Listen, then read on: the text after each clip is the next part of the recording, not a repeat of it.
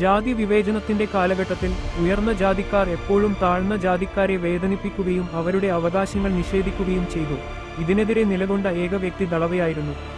അനീതി എന്താണെന്ന് അവനറിയാം. അവൻ അതിനോട് പൊരുത്തപ്പെടുന്നു. കാരണം അവൻ ഏതെങ്കിലും തരത്തിലുള്ള അനീതി കാണുമ്പോൾ അവന്റെ ഉള്ളിലെ ഭൂതങ്ങൾ പുറത്തേക്ക് ഇഴഞ്ഞു കയറും.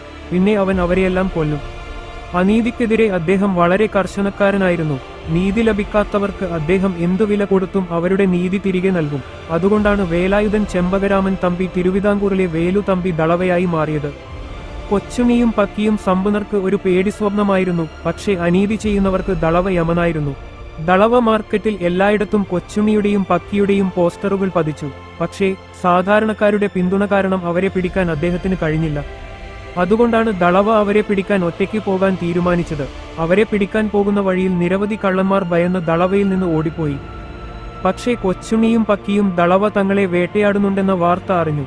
തിരുവിതാംകൂറിലെ ഏറ്റവും വലിയ സൈന്യത്തെ കണ്ടുമുട്ടാനുള്ള നിമിഷത്തിനായി അവർ കാത്തിരിക്കുകയായിരുന്നു. രണ്ടുപേരും നാണയത്തിന്റെ ഒരേ വശത്താണ്. ഇരുവരും അനീതിക്കെതിരെ പോരാടുകയും അർഹരായവർക്ക് നീതി തിരികെ നൽകുകയും ചെയ്യുന്നു. കൊച്ചുണ്ണിയും പക്കിയും ദളവയുടെ ശക്തിക്കെതിരെ ജയിക്കുമോ അതോ ദളവയ്ക്ക് അവരെ എളുപ്പത്തിൽ കൊല്ലാൻ കഴിയുമോ?